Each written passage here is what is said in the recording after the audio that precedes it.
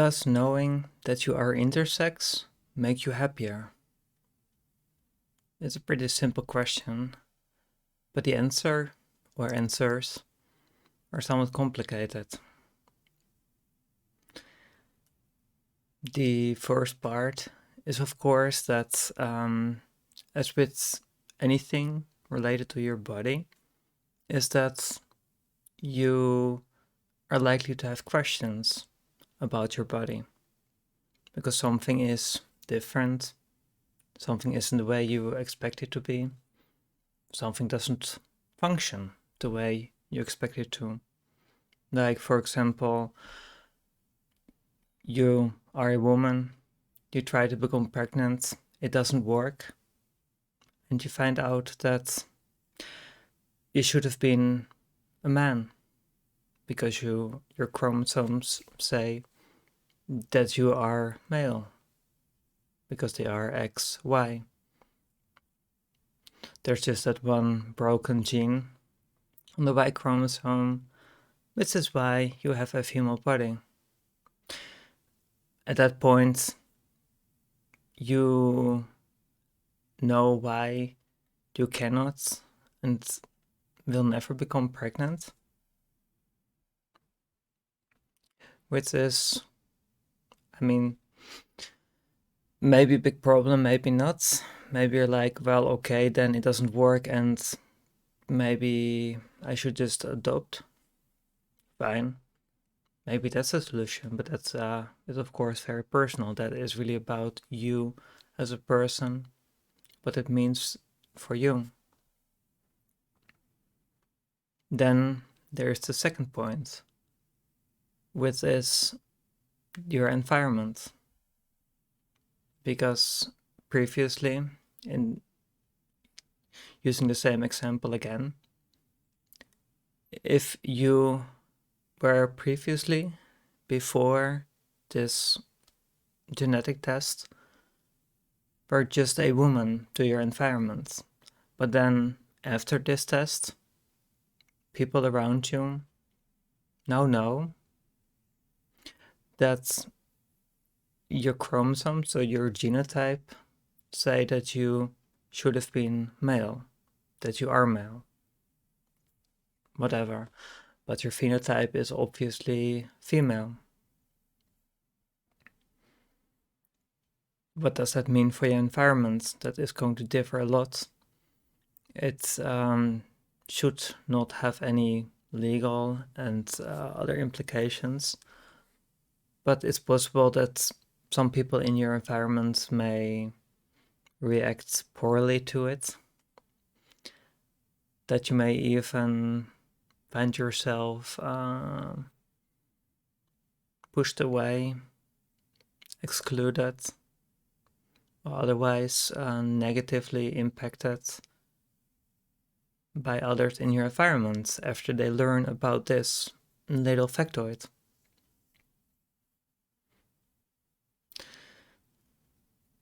So that kind of leads to the third point. What does that in the end then mean for you? Are you happier?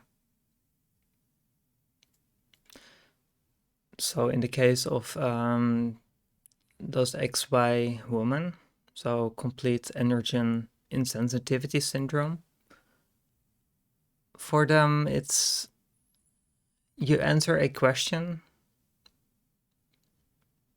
and then depending on how the environment responds to it, it may make them happier because they have an answer and their environment is like, okay, well, that is why, and we've got no problem with that. I mean, why should you? Because we're not going to discriminate people based on their genotype, are we? Maybe some people are, you don't know. So the third point is really like, are you happier because of what you have learned and how your environment responded to it?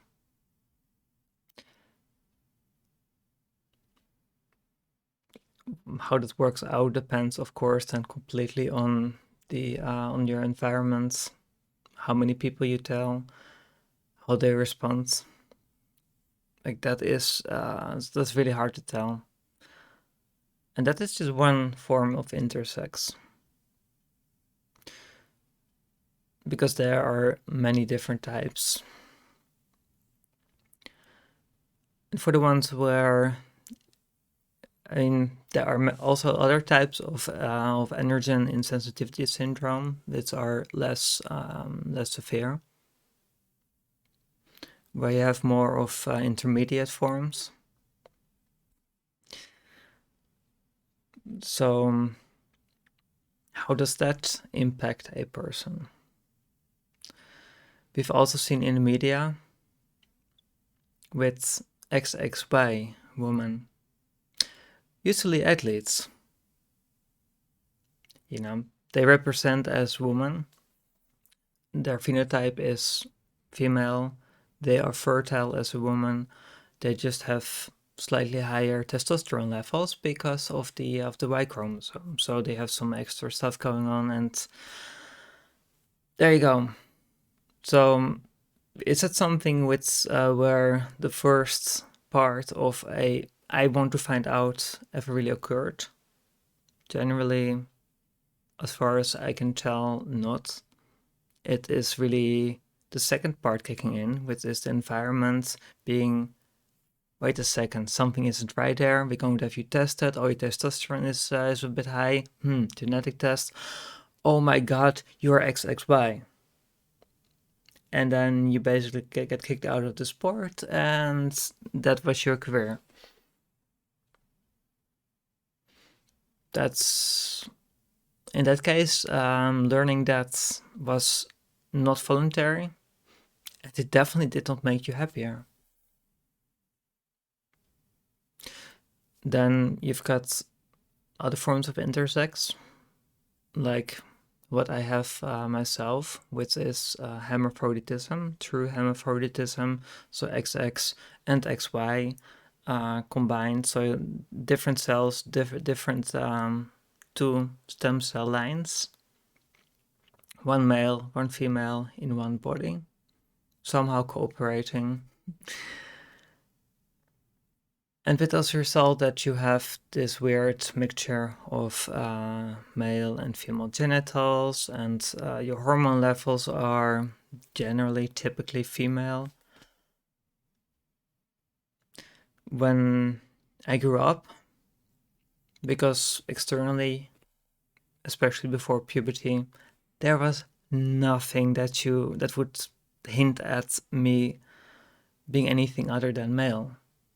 Because as a child, knows. I mean, you look at what dangles between the legs or not, and that's what a child is: male, female, boy, girl. Simple. Of course, then puberty begins, and my puberty was surreal, bizarre. Didn't match anything that I had read in the booklets or anything that I read at the time, or with the whole education thing, because my body wasn't like that. It didn't grow like that. It didn't develop like that with secondary characteristics. It just did not happen. I mean, I got the male development was basically absent, and I had breast growth at least for a while, and it's like, this doesn't make sense. But what are you going to do about that? And that's basically continued then until at some point you learn that intersex exists, because that is also one thing. It's like, okay, there is something weird going on with your body. You don't know what's going on.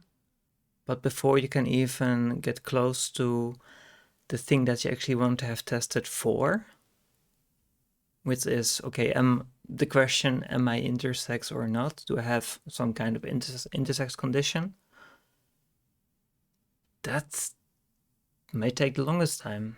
And for me, that definitely was the case, that I had a puberty that didn't make sense. So in the end, while trying to make sense, so year after year after year, just being confused and not understanding my environment, reacting poorly to me not really matching this originally assigned male identity, and that leading to all kinds of really confusing situations. So I was not happy. I started off being unhappy, having lots of questions and trying to figure out what was going on. Eventually, I found out that something called intersex existed, and from there, I tried to get it diagnosed. So, okay, question: do I have an intersex condition?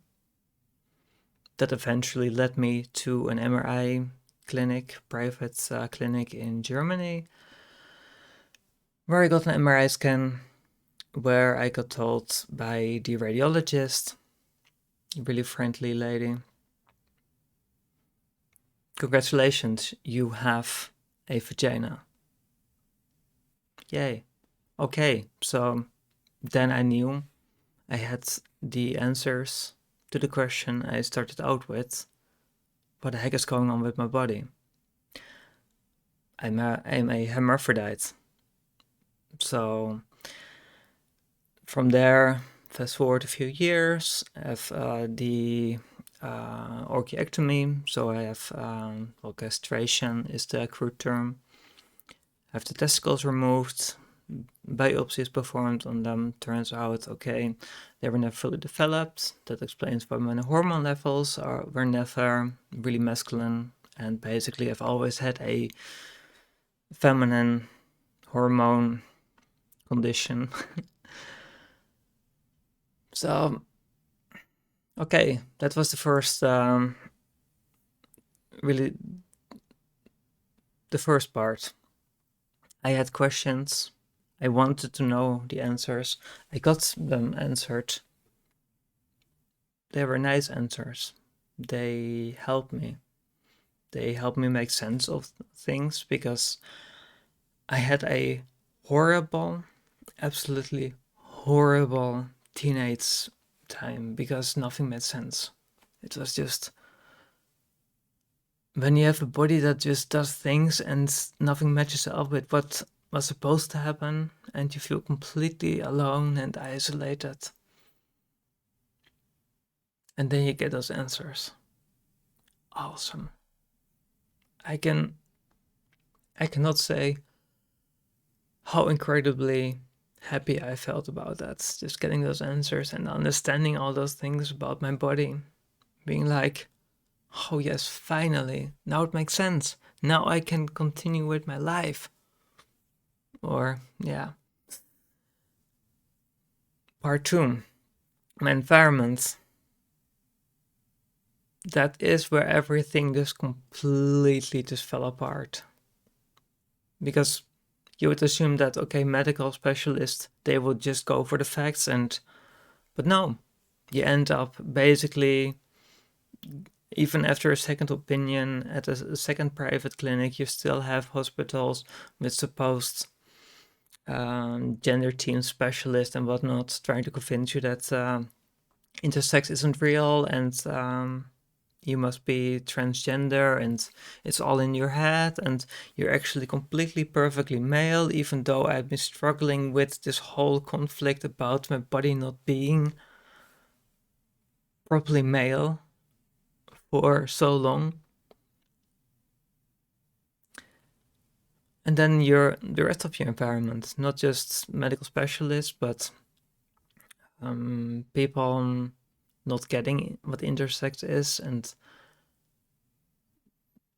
getting the responses like, oh, so something like transgender. And you're like, no, absolutely not even remotely the same thing. This is a physical thing. This is about my body. This is about just me having a body that is different from that of a regular male, female. So that's really complicated. And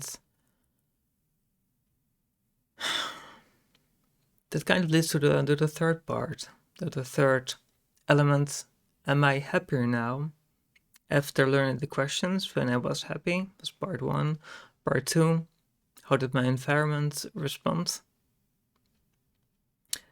I mean, the positive things there were, for example, the media appearances that I had, and that the response I got, and I felt like I was making a difference, like I was reaching people and hitting some level of acceptance. But afterwards, I don't know, you just feel like you don't really exist as an intersex person. I think that's really what it came down to. In the end, the most positive thing that came out of the whole thing was that I was able to legally change my official gender from male to female to match up with my phenotype. And because of that, I can just not be treated like some kind of freak, I guess. And so that is positive, but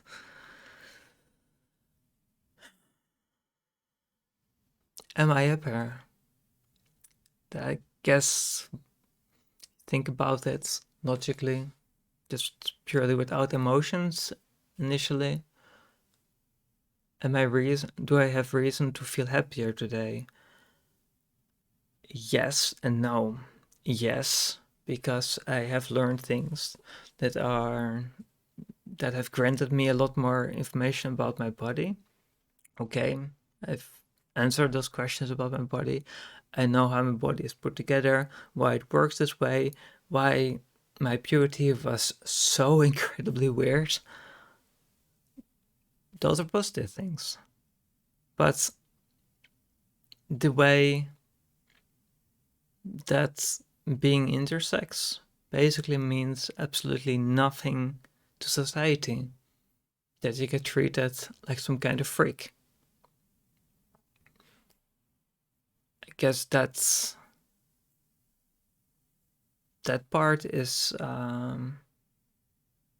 horrible. That there is no acceptance in society. There's nothing. I mean, all you hear in the media is about transgenders and the LGBTQ. So because society is so stuck in this whole thing that there is so gender identity, you feel male, you feel female, and it's like society just cannot get over the fact that gender identity is not a thing, that your body is just what it is, and you just live with what your body is. You find out what your body is, and hopefully your environment accepts it, and then you just make the best of it. That is because that is the experience as an intersex person. It's not about feeling anything specifically or wanting to be something, but it's about finding out what you are physically, your body, and then giving that a place in your life, as I have done as well, as a woman with CAIS also do. People, women with XXY chromosomes, what they also have to do, because you're not going to change that. That is your body. That's what you're going to have to live with. So that first part is never going to change. You have your answers. Your questions got answered, whether you want it or not. This is your body. These are the facts. What is not something that cannot be changed is the second part, how your environment responds to it. So in the end, the answer to the question of does knowing that you're intersex make you happier? The answer to that question is basically, can you deal with it yourself? And how does your environment respond to it? How does your environment deal with it? How do you get treated afterwards? Does it change how society treats you as a person? And if their attitude changes towards you after you find out about being intersex, isn't that simply a fault with your environment? Because why would it matter? For a woman who turns out to have XY chromosomes, why does it matter which chromosomes you have? If this woman is happily married, finds out about being genetically male, and then her husband is like, okay, I want a divorce because you are totally a freak or something. Like, I mean, that is the kind of thing where I'm not even making it up. I wish I made it up. I mean, we've all seen how with XXY women in sports, what happens to them. Then you get the checks for, okay, do you have too much testosterone? And then you get kicked out of the sport.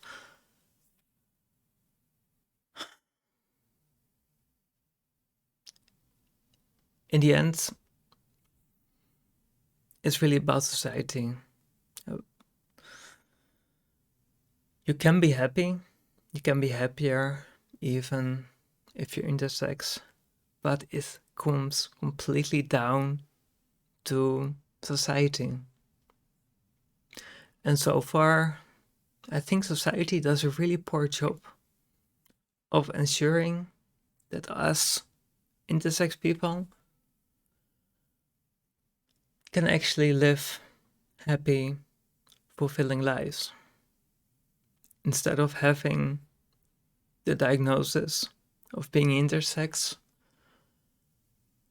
turning into some kind of social death sentence.